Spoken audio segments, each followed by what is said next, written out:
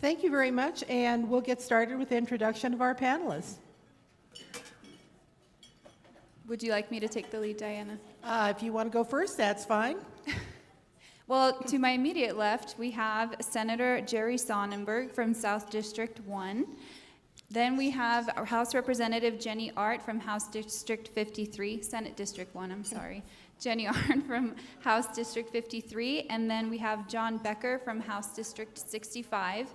Now, one thing that the Colorado Water Congress has been trying to do is find opportunities for our members to engage with not just our board members, but also with our legislators, with our representatives, and with our senators. And so we'd like to take this time to maybe get to know our senator and our two House representatives just a little bit better. Diana, do you have a question? Sure. I do. Senator Sonnenberg, we'll start with the Senate side first. Senator Sonnenberg is chairman of the Senate Ag Committee. He is also President Pro Tem of the Senate and also served in the House of Representatives. But on the personal side of things, I know you've been very active in your community, and I understand you have a bit of a musical background. Is that correct? Yes. Where do I go from here? That was a long time ago. Yes. My mother forced me to take piano lessons for 8 years, and actually it's the best thing could have happened to me, and I ended up playing in a gospel quartet band for 10 years. And also director of ministry at a couple of churches in Sterling area. So yeah, I do indeed have a music background, but I try not to let people know that. This is the expose. Thank you, Senator Sonnenberg. We will get on with more serious questions, but we did want to get to know our panelists a bit better. Shanae, would you like to move on? Yes. Representative Arndt, I noticed in your bio that you did a lot of work in Mozambique and Kenya. Is there anything in particular you'd like to share about that experience? Sure. Hi, good morning. My husband and I served in the Peace Corps in Morocco, actually, for 2 years, in 90 to 92, where I was a teacher.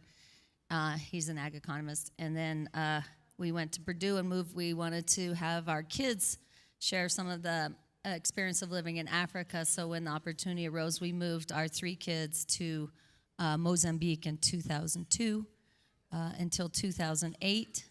And when someone asked our oldest daughter, when she was 9 when we moved there, why did you move to Mozambique? And she said, I think my dad couldn't get a job in Cape Town. They thought we were on the lam, and certainly that we had done something wrong in America to force them. When we moved to Mozambique, it was the poorest country in the entire world. They had just come through a civil war. And that sort of poverty is hopefully much rarer, but those experiences inform me every day in my life. When I wake up every morning and the air is clean and the water's fresh, or the air's fresh and the water's clean, and I feel safe in my home, and my kids go to good schools. I just wake up every day appreciative and an optimist. And I know that we're fine in Colorado, and we will continue to be fine because we will continue to come together and make things good for our future generations, and never miss a minute to be full of gratitude. That must have been quite the experience for you and your family, it sounds like. What an amazing journey. Representative Becker, I noticed on your bio that you teach some classes at Morgan Community College. Is that correct? I do. What classes do you teach? I teach facilitate, basically. I do accounting, economics. I will also, the biggest class that I facilitate right now is I teach a grant class that brings students, it's called College to Business, that brings students that are either already in business or are trying to start a business.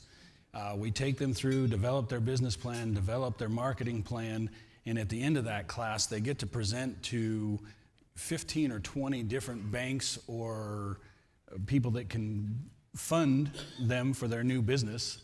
And we also have a grant donor, a bank, a local bank, FMS Bank out of Fort Morgan gives us money, and the top 3 get prize money out of that class to start their business. And since I've been doing that, we have created about 125 jobs in eastern Colorado.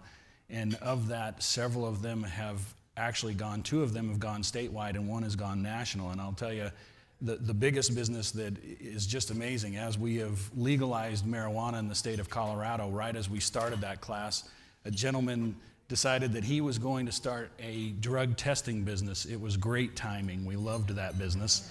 It was like perfect timing. I wanted to invest in that business. But since then, he has gone statewide, and he now speaks all over the United States. He's a police officer that retired from the Denver area and came out to eastern Colorado to start this drug testing business, and now he does it for most of the major airlines. He speaks all over. He was just in Washington, D.C. Great guy by the name of Chuck Marting, so that class is huge success, and very proud of doing that. And one of my great pleasures is in my spare time being able to get into the classroom. That's great. Wow. All right, on to the big questions of the day. We have a general discussion topic we'd like to throw out to all of our panelists, and I'm going to let them jump in and respond as they are inspired. We read and hear about 2 Colorados, that is, there being a rural-urban divide in Colorado, where some of the rural areas are experiencing decline and certainly not enjoying some of the economic benefits that have been seen on the booming Front Range. That is also an issue with water, since most of the water comes from the western slope and we have large populations on the eastern slope. Do you believe that this divide is becoming more pronounced? And as a legislature, how do you think that we can take care of the needs of the rural areas for transportation, education, health care, and water, and still serve the rural or the urban populations that are in the growing cities? How do we make that balance? I know you're faced with this every day. I'll You wanna bow to answer the that top one? official. Go ahead, Jerry. You know, that rural-urban divide, I think, will continue probably forever, as we've seen people now 2, 3, 4 generations removed from the farm. The great thing about it, well, I've seen over the last several years, is we have a pretty good team down at the Capitol. Many of them are here today, whether it's Danae Baumgardner, and I'm so thrilled that Mark Catlin's on the House Ag Committee. Jenny, even, considered maybe by most an urban legislator from Fort Collins, really has agriculture in her sights and rural area and wants to be helpful. The voice of John Becker, we have made headway in the legislature. And you heard the governor's speech in his State of the State, in which he talked a lot about rural Colorado. So I'm pleased that we're making that headway, that they're actually finally starting to listen. But that battle will never go away when it comes to fixing the roads between I-25 and Colorado Springs. It's going to be tough for rural Colorado to compete with all of those people that are congested there. So the message will continue, but I do believe we've made some headway. We've got a great team that has helped educate our urban cousins, and so I'm proud of that. Well, right, so I think words matter, and I think the more we use the words like divide or separate, or some of the fighting language you see in media, those sorts of things are not representative of the way we try to govern at the Capitol. So back to my experience in Mozambique, people say, why are you champion of the rural areas? Well, I'm a champion of Colorado. And I know in Mozambique there's 19 languages, 16 million people, and about 8 million of them are about there. Well, maybe not that many. One huge urban center sucking in from the rural areas, and nobody wins. Nobody wins. The people who want to be in the rural areas want to stay there and have good jobs and raise their families there. that come into the city for bad jobs and not a good way of life. It's not a good way to see the future. And you can go to Mozambique and see the future of a social structure like that. Colorado's stronger, all of Colorado's stronger when the rural areas are stronger. And that's just a fact. You can choose to live in the city, you can choose to live in the rural area, but if we're not all together, I'm making sure that every part's strong. Just this week, I was talking to Representative Catlin and some Representative Becker about maybe making a formal definition that's flexible in our statutes about rural is, because when we want to go, and I've seen it so many times and I get so mad, rural is sexy now, which is great, but people want to run a rural bill. Well, you look right down in that bill, and one of them was all 64 counties. Well, I do a title challenge because that's not rural. And if there's money that's going out or supposed to be going to our rural areas, I want it to get there. I don't want it to get diverted to Fort Collins or Denver or Colorado Springs.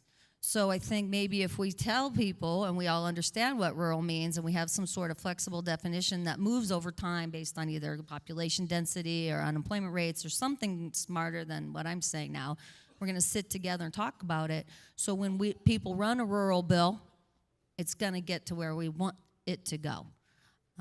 So that's just something I'm working on.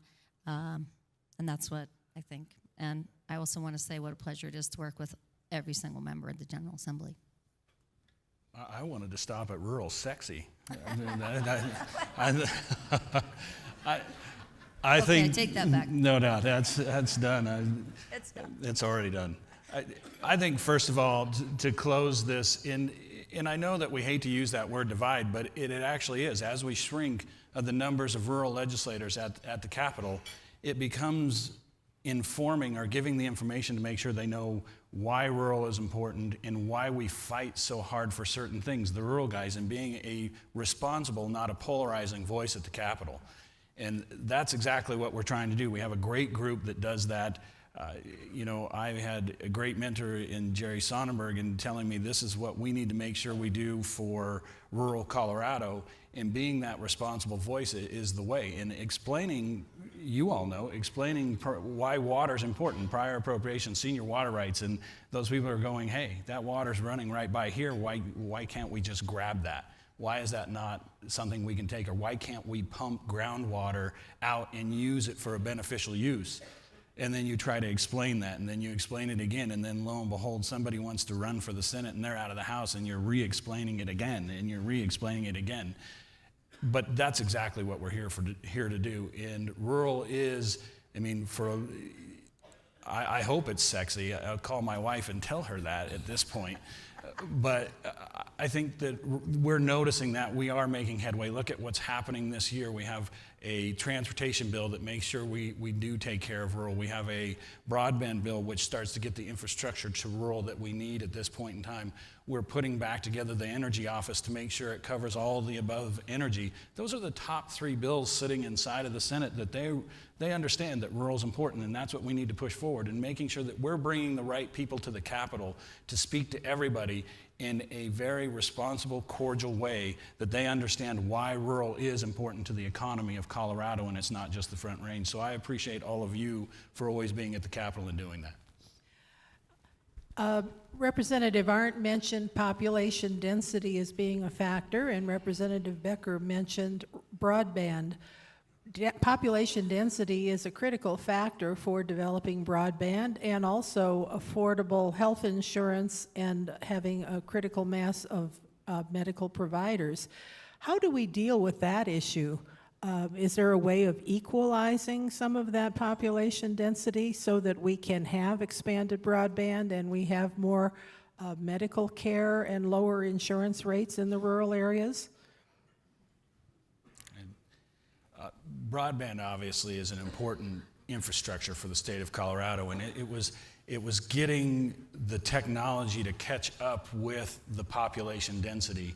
How were we able to get the speeds that we need to be able to run businesses, run farms, and keep those things going? We now have that technology, And you're seeing a very large push. We almost did it last year, but I think it'll get done this year, of bringing those together to develop a hybrid infrastructure with fiber in the ground as well as wireless to make it affordable to get high-speed broadband to all of Colorado, because we know it's not just in the Front Range that we need that. Our businesses on the Eastern Plains and the Western Slope need that as well. The technology is keeping up. The message is coming. This is the nice thing, we already have the money to get this done. We'll see that money move across thanks to the hard work of Senator Corum and Senator Sonnenberg as well in starting to push that money to the right places, because we do not need to be subsidizing day-to-day business. We need to be building infrastructure, and that's where the focus needs to go to get you moving and build a responsible network that will cover all of Colorado without costing you any more money, and we can do that in a very logical way, which will get your health care going.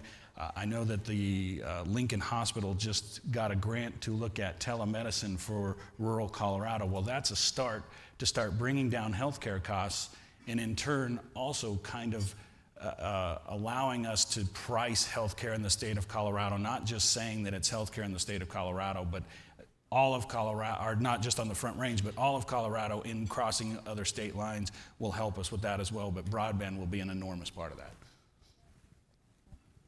Do we have any other thoughts from panelists? I just say real quickly, I think when we get a strong rural broadband network out there, the population density will take care of itself. A lot of people want to live out there and they want to have a viable business.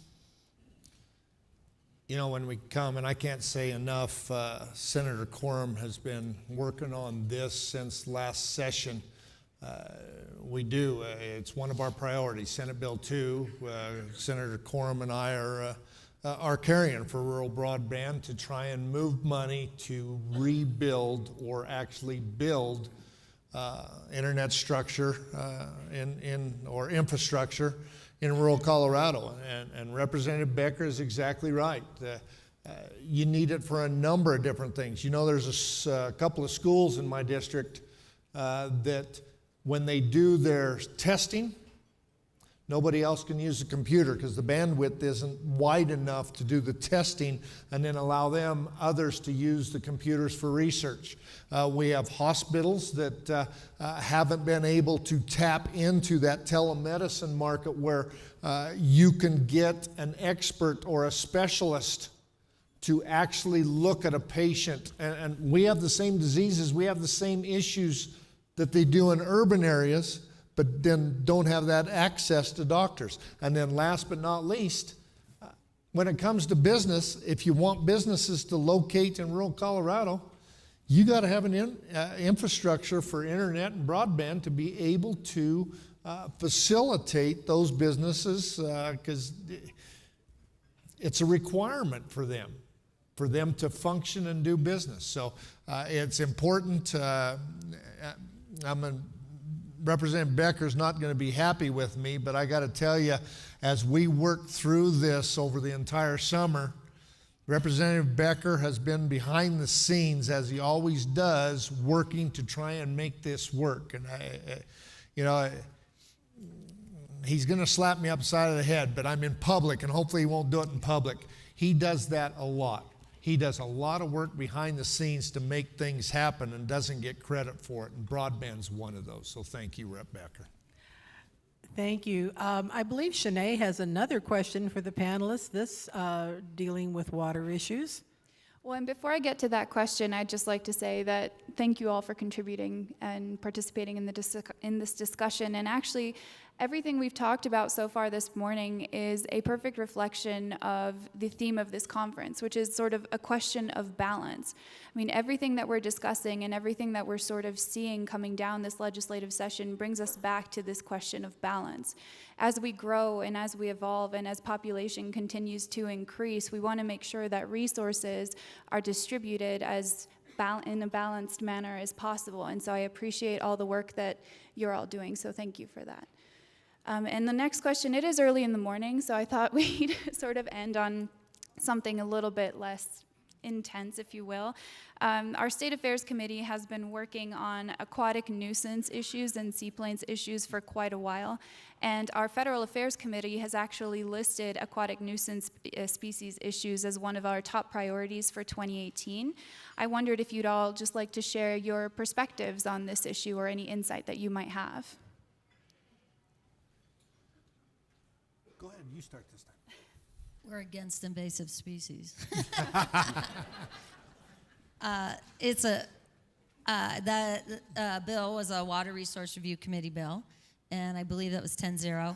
And just to remind you, everybody knows this, I think, but Water Resource Review Committee is 5 Democrats, 5 Republicans, 5 senators, and 5 House members. So if we get a 10-0 bill out of the summer interim committee, that's a pretty good head start in the General Assembly.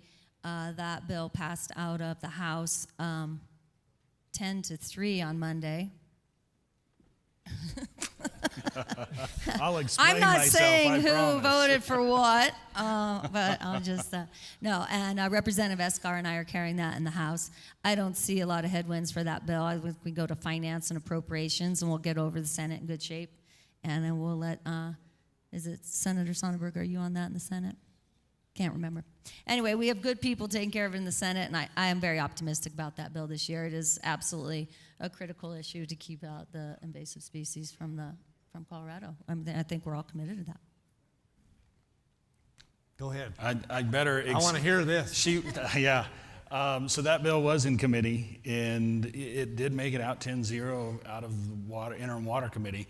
I was one of the 3 negative votes sitting in committee, and I'll tell you why. I think this is an extremely important topic, and I thank Rep. Arndt for bringing that to the committee and the committee for that interim committee for bringing this bill forward. But here's the problem that I have with it. This is such an important issue. We can't get it wrong the first time, and we can't say that the state of Colorado taxpayers don't have a stake in safe water for the state of Colorado. So what did we do inside of this bill? We took it and said, okay, we're going to fee boaters $25 for in-state and $50 for out-of-state. Whether you like that or not, I don't tend to mind it, but we didn't cover the entire program. The entire program's $4 million some odd dollars. We covered $2 million of it. Doesn't it seem like we put a Band-Aid on it and didn't take care of the whole thing? Well, here's my problem. The state of Colorado and general fund, all the legislators have what I call borrowed $400 million out of the severance tax. If we had kept that into a fund, we would probably have money to be paying for these programs. Not to say that later we might not have the same thing, but I don't think we should drop the ball, pay for half the program, and end up feeing boaters or somebody else more in order to pay for the program down the road when we have a very nice budget year and it looks like we can be responsible enough to keep that going. I think we ought to take some general fund money because safe water is something that all of the state of Colorado wants. So why not pay for the rest of the program and get this done? That's why I voted no. You'll see me pushing that as it goes through appropriations and on the floor of the House, and hopefully we can get that taken care of by the end. Again, Representative Becker hit the nail on the head. We have stolen money from the severance tax funds to balance the budget in years past. We have $1 billion surplus, it looks like, are going to be close to that this year.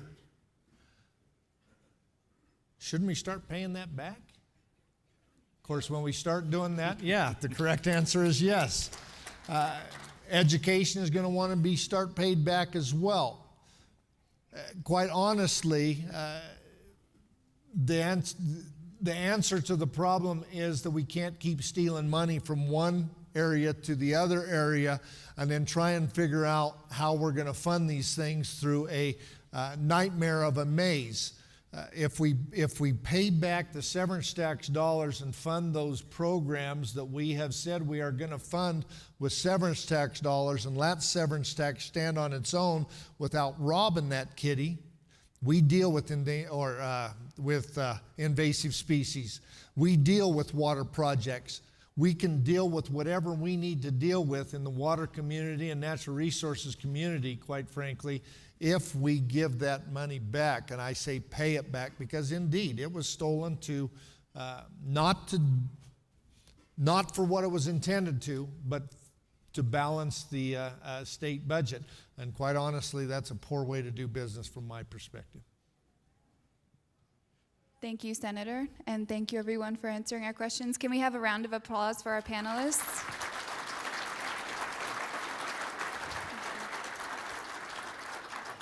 Now, we do have a little bit of time for questions, your schedule's permitting. We have 2 volunteers with microphones at the back of the room. If you do have questions, please just raise your hand and we'll get a microphone to you so that we can hear the questions clearly.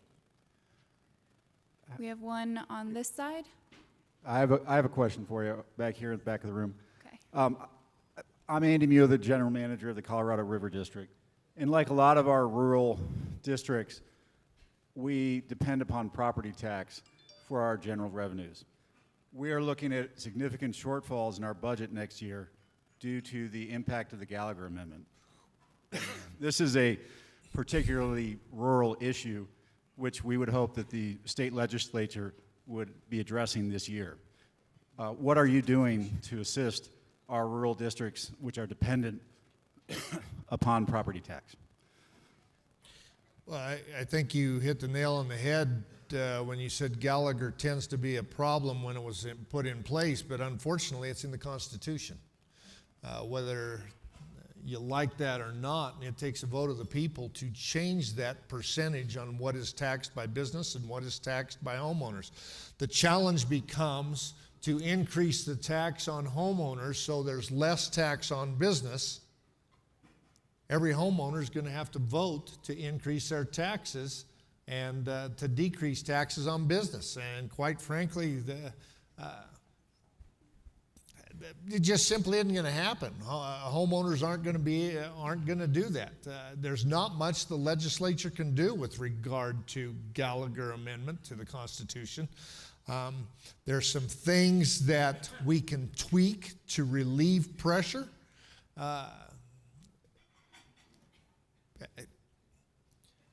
To answer your question specifically, I don't know what the answer is to how to fix that on Gallagher rather than go to the vote of the people, which we know from our previous polling has said will fail. Representative Becker, however, the finance genius, has talked to me about some of these things that we might be able to do. So maybe I should have let him speak first.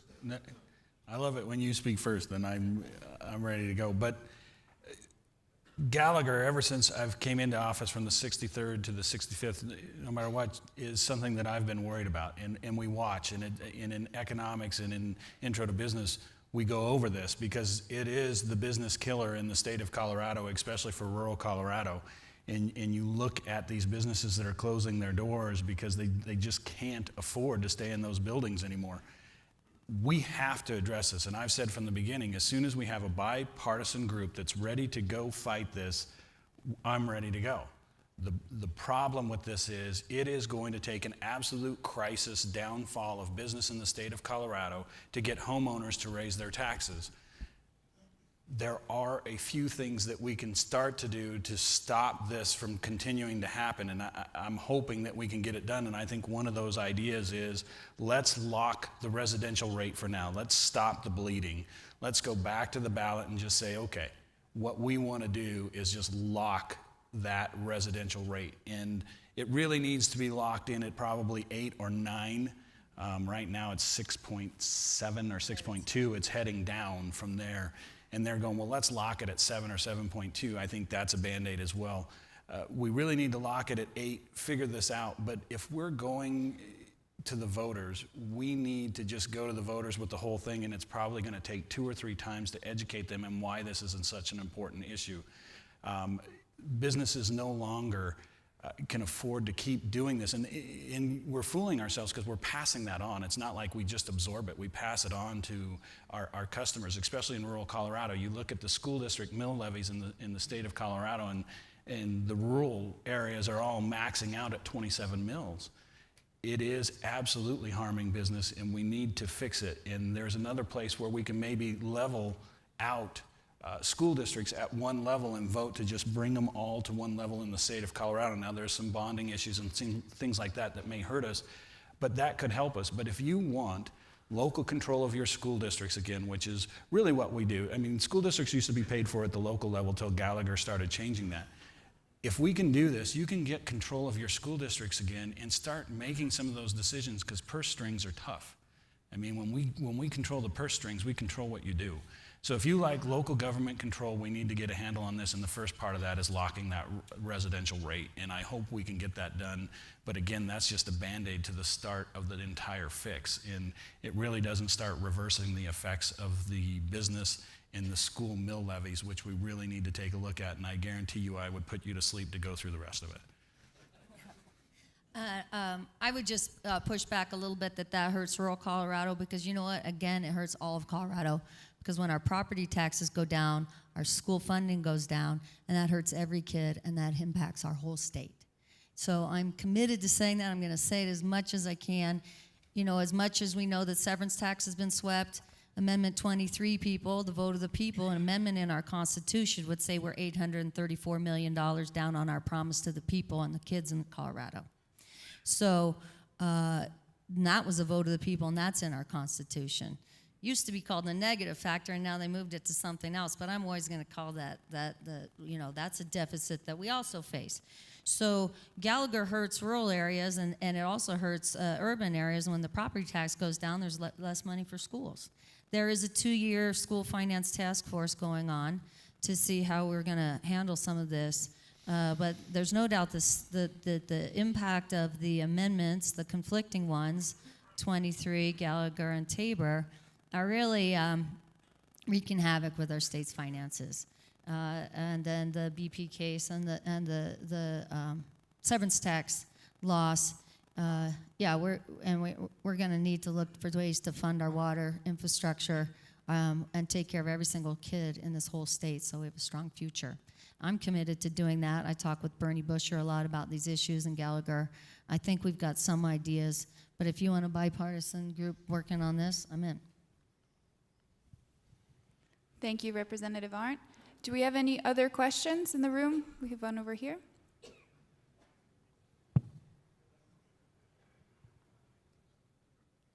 Thank you. Staying on that theme, Melinda Casson, I'm with the Theodore Roosevelt Conservation Partnership. At the CWCB meeting earlier this week, there was talk about not having money for any Tier 2 programs for the foreseeable future. And I know, Senator Sonnenberg, you always come here and say they stole money from the severance tax, they need to pay it back.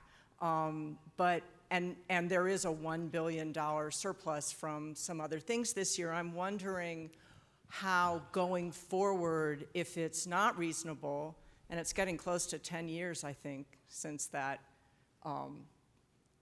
sweep happened the last time.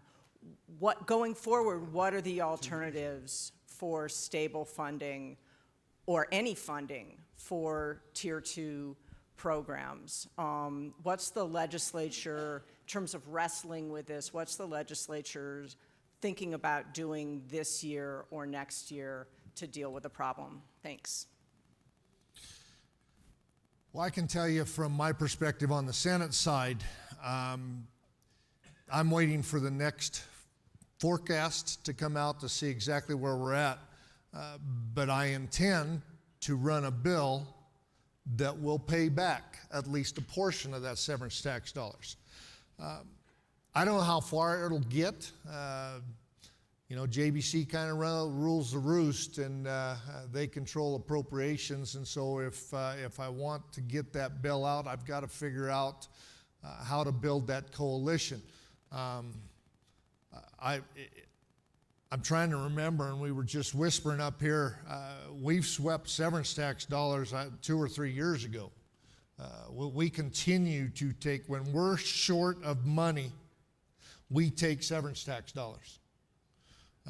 When we're short of money, if severance tax dollars aren't there, we'll take money from hospitals, and then we take money from reserves.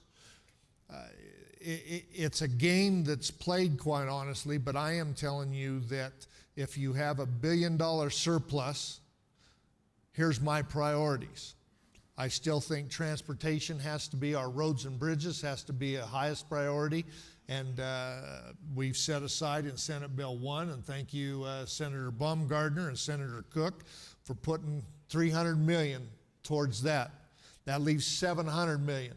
I actually think we need to give some back to the taxpayers. When we have a windfall because of a tax credit given or a tax reduction at the federal level, which boosts the income of Colorado, I think that has to go back to the people because you guys can spend it better than we can. If we give part of that back, that still leaves $400 or $500 million. Let's take some of that and pay severance tax down. That's my perspective, but I will wait until after the next forecast to see what those numbers exactly are. That's my intent. Thank you very much. So I'm going to be the fiscal conservative. I don't think we have $1 billion windfall. I went to the Fiscal Institute presentation the other day, where 2 other legislators went. It was an early morning meeting. Our OSPB is telling us we have about $243 million because of the federal tax change. Fiscal Institute thinks it's more like 28. I'd rather go with 28. Colorado, as a native, and you guys are too, most people in this room probably are, and it doesn't matter if you are and you aren't, we boom and bust. We come from mining stock. I'm tired of that. You know, we're booming now. I think we need to shore up our reserves. I think it's so hard to get the voters to raise taxes. If we do have some that we weren't expecting, we put that back into our reserves and we invest in Colorado for our future. I know that people are individually responsible and you can spend the money very wisely, but you can't build a dam by yourself. You know, so I'm going to push back on my Senate colleagues on that. And I think that what I want to do is even out some of those ups and downs for Colorado. Now we're in a time where we have some extra. I don't think we should just go spend it. Or spend it wisely on the public good. I was hoping you were going to end on, I don't think we should spend it. I was like, wow, could we put that into writing right there? Or spend it wisely on the common good. Things I we think can't pay for individually. the question that you asked of how are we going to pay for these Tier 2 programs is something, since I've been on the JBC, we've been asking for a long while. What's the sustainable way to do that? I hate to go back and say now we're going to fee all these people for these Tier 2 programs when really some of those are in the interest of the state of Colorado to make sure that we maintain. And so therefore, I'm not one that even really looks at a lot of the economic forecasts as what we're pushing forward to. It's making sure that we're spending responsibly no matter what.